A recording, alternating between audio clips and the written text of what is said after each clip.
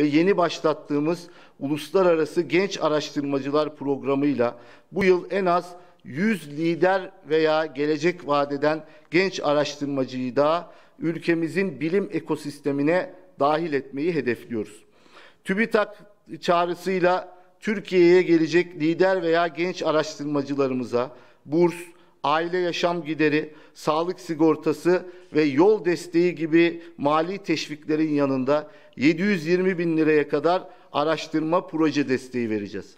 Ayrıca bu program kapsamında uluslararası lider araştırmacılarımıza 1 milyon lira, uluslararası genç araştırmacılarımıza da 500 bin lira araştırma başlangıç ödeneği tahsis ediyoruz.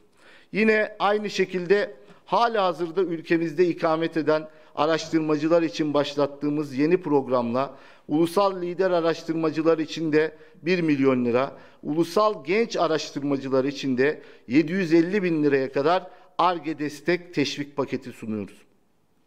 Ben bir kez daha siz değerli basın mensupları aracılığıyla Türk veya yabancı dünyadaki tüm bilim insanlarını TÜBİTAK'ın başlattığı çağrılara başvuru yapmaya, araştırmalarını Türkiye'de sürdürmeye davet ediyorum.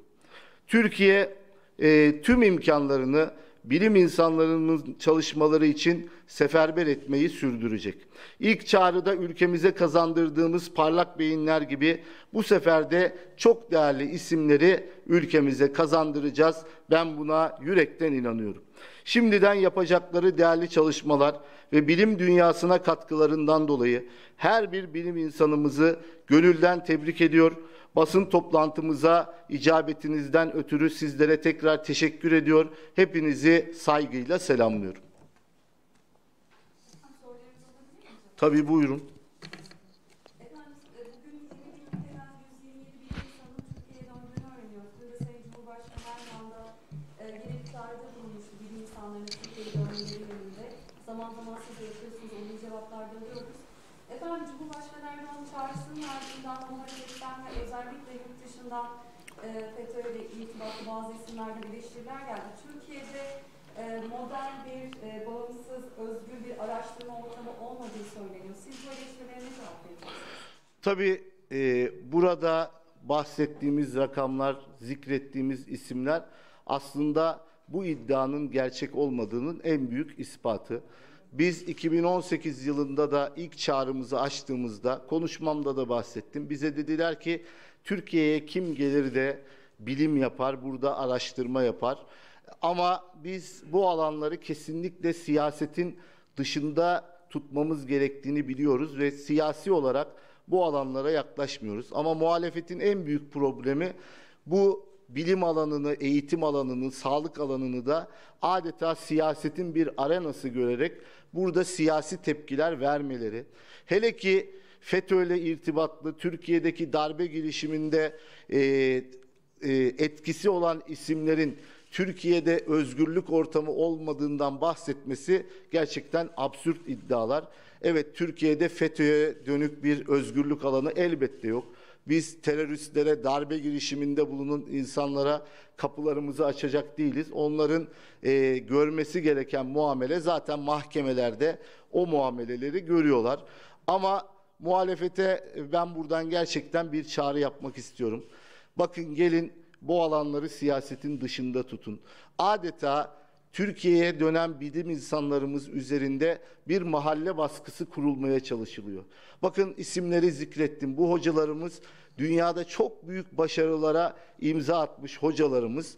Türkiye'ye geldiler, şu anda çalışıyorlar. Yeni çağrımızda biz yine bahsettiğim gibi en az 100 araştırmacıyı ülkemize kazandırmak istiyoruz. Ve biz bu çağrıyı kendimizden de ilan etmiyoruz. Bize yurt dışından irtibata geçen bilim insanları var, hocalarımız var. Yeni çağrı açmıyor musunuz? Biz Türkiye'ye gelmek istiyoruz diyorlar. Onun için bu projeleri biz başlattık. Dolayısıyla asla muhalefetin söylediği gibi Türkiye'de bilimsel anlamda araştırma, geliştirme yapılacak bir ortamın eksikliği yok. dünyada bilim insanlarını el üstünde tutan ülkeler gibi biz de bilim insanlarımızı el üstünde tutuyoruz. Onlara her türlü desteği veriyoruz ve onların yaptıkları çalışmaların siyasetten bağımsız olarak bu ülkenin geleceğine, çocuklarımıza, torunlarımıza yapılan yatırımlar olduğunun farkındayız. İnşallah biz onları el üstünde tutmaya devam edeceğiz. Türkiye özellikle Ar-Ge ekosistemi anlamında 18 yılda büyük başarılar elde etti. Yaptığımız çalışmaların dünyada ses getirdiğini görebiliyoruz. Özellikle savunma sanayindeki her gün atılan manşetlerin birinde Türkiye ile ilgili bir habere denk gelebiliyoruz. Dolayısıyla biz Türkiye'yi gerçekten bilimsel anlamda bir cazibe merkezi haline getirdik. Bundan sonra çok daha ilerilere taşımak için de gerek TÜBİTAK'la gerek Sanayi ve Teknoloji Bakanlığı olarak bilim insanlarımıza büyük imkanlar sunacağız. Onları ülkemizde ağırlayacağız. Hatta burada kalmalarını, öğrenci yetiştirmelerini teşvik edeceğiz.